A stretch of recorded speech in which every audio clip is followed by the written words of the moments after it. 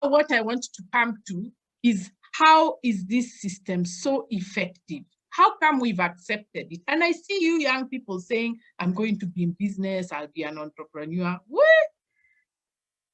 You've bought into this that story. But let me just share my PowerPoint so that you see what the issues are.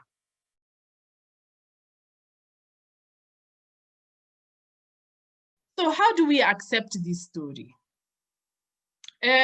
We accept it first by being told that everything is measured by how much money it makes. So we are told things like, what's your solution? As long as there are results, as long as I can get from A to B and just pay the least or whatever is possible. It sounds very logical if you just isolate the idea of going to the CBD. But when you think of the larger context, it's more complicated than that. But that's how the story is sold to us. It's told to us by making it very simple about results and solutions. Another way in which this idea is sold is by the myth of the successful CEO. And you've seen this in the media. Check business news if you don't believe me.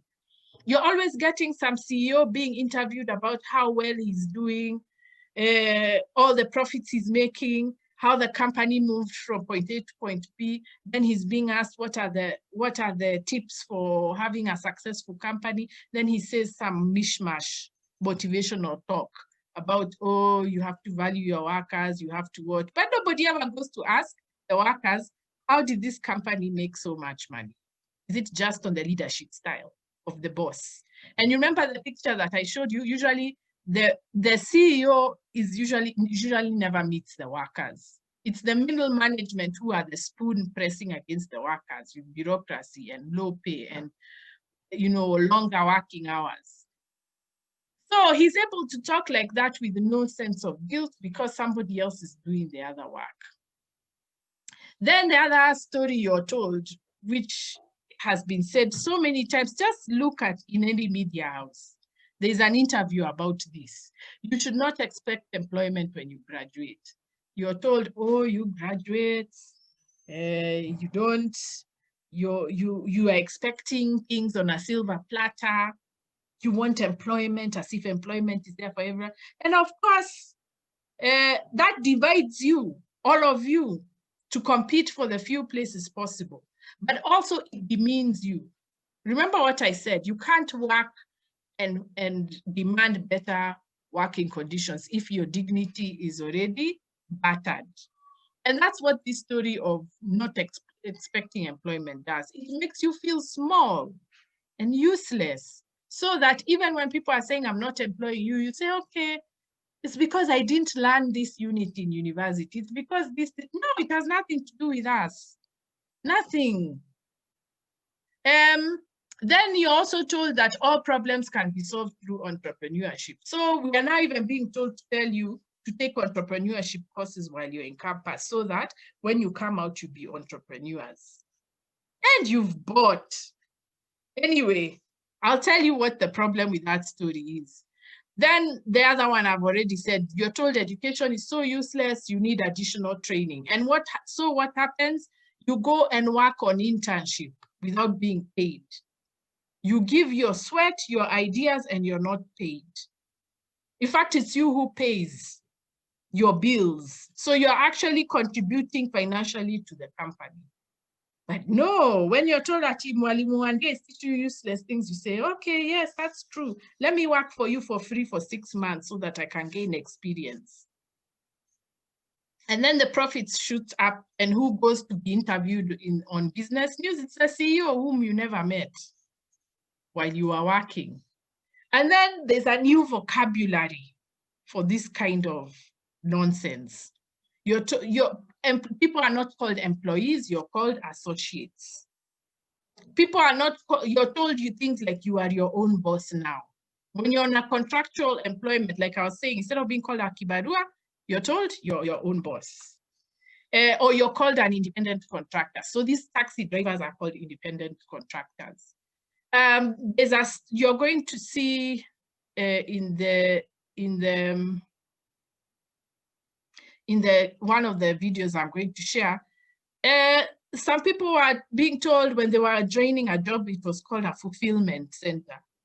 Not work anymore. They invent this nice vocabulary that makes you feel that hides what is really happening. And with my 408, we've talked about it in linguistic terms, the sign as in the signified and the signifier. So the signified is a workplace, but now the signified has changed. Instead of it being called employment, it's called a fulfillment center. So that when you go to work, you don't feel like, you don't ask economic questions, you ask moral and spiritual ones. That's the point. Then when they fire you or when they release you when they don't renew your contract, they tell you you have been released from service or you have been deactivated or transitioned. There's a whole new vocabulary for hiding what is happening with this situation. Then, so that's how we accept it, because the story changes. The story has changed. What are the silences in this story? So it sounds very nice until you think of what are they not saying.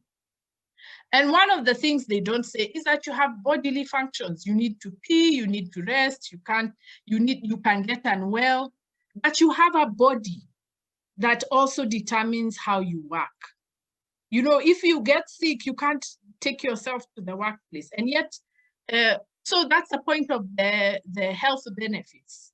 The health benefits, the leave, paid leave, the point is that you are human. And that even if you want to work, you can't work for 24 hours because you need to rest. That's the silence. So you know, the way you're employed as if you're not a human being who gets tired. And what is so amazing is that there's no language with which to speak about this. So sometimes people are given work, which takes maybe, let's talk like about teaching.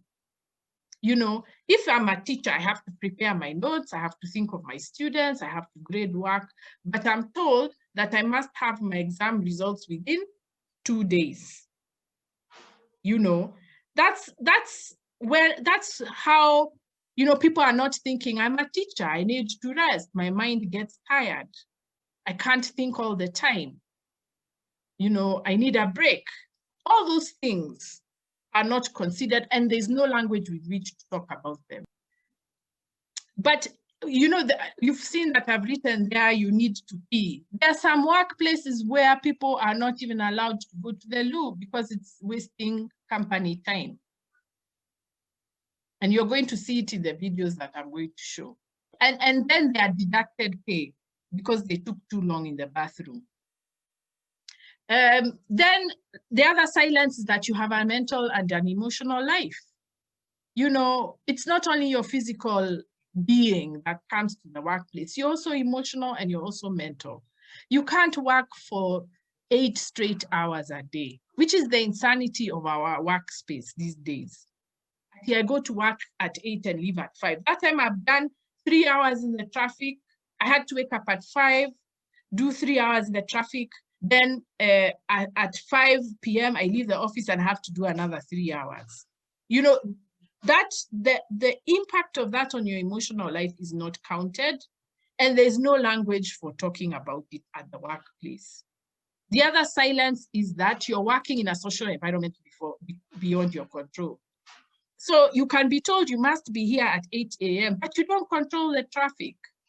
You don't control the pandemic. You don't control the economy. There are so many other factors that determine how you work.